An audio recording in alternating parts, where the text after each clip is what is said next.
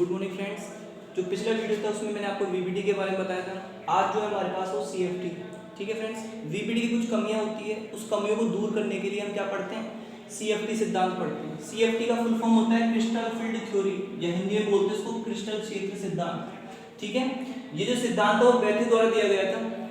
ठीक है, और इसमें क्या करता है, जो लिगेंड होते हैं उनको ऋणावेशित कण माना जाता है।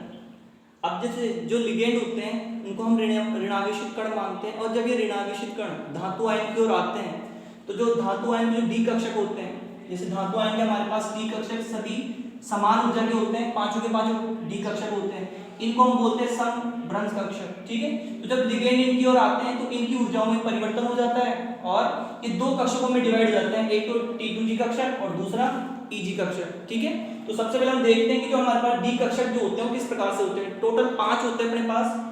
यहां से देखो अपने पास DXY, DYZ और DZX। ठीक है, इन जो कक्षक जो होते हैं इनकी जो पालियां होगी वो अक्षों के बीच में होती है, तो इनको हम बोलते हैं T2G कक्षक। और जिन अक्षों की पालियां जिन जो कक्षकों की पालियां अक्षों पर ही होती है उनको हम बोलते हैं EG कक्षक। ठीक है, तो ये दो ऐसे कक्षक हैं DX² - Y² और DZ², जिनकी जो पालियां है वो अक्षों पर ही है।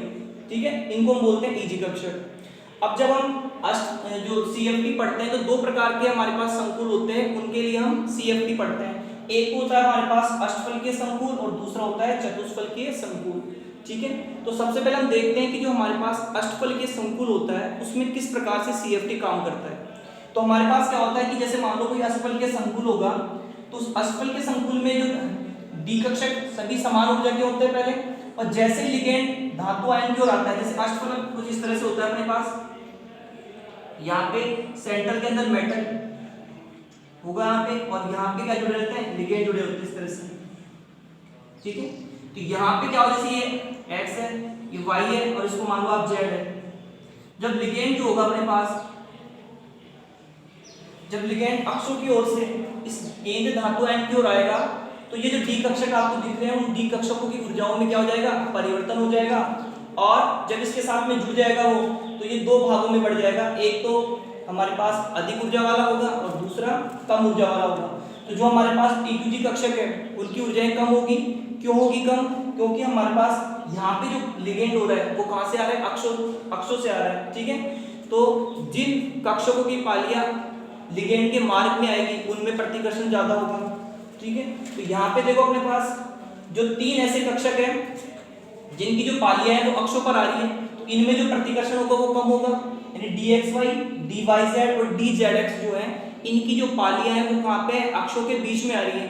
ठीक है, अक्षों के मध्य में आ रही है, इसलिए इनमें क्या होगा कि जो प्रतिकर्षण होगा वो कम होगा, इसलिए इनकी ऊर्जा भी क्या होगी, कम होगी, इसलिए इसको यहाँ पे नीचे रखा है हमने। इन जो दो हमारे पास कक्षक डी कक्षक है इनकी जो पालियां वो कहाँ पे आ रही है, अक्षों पे आ रही है।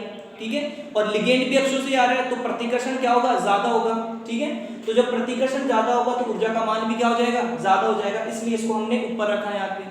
ठीक है, तो इन दोनों के बीच में EG और T2G के बीच में जो ऊर्जा का अंतर होता है उसको हम बोलते हैं क्रिस्टल क्षेत्र विपाटन ऊर्जा।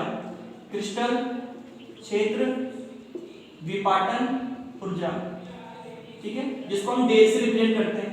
यहाँ हमने अष्टफलक की बात करें इसलिए यहाँ पे डेल नोट लगा दिया। O का मतलब होता है ऑक्टाहेड्रल, जिसको हम अष्टफलकीय बोलते हैं। अब देखो ये ऊर्जा कैसे निकालते हैं हम। यहाँ पे हमारे पास क्या है कि यहाँ पे इस तरह से इसकी जो, जैसे मान लो यहाँ पे एक इसका एक सीमांत वैल्यू हो गई,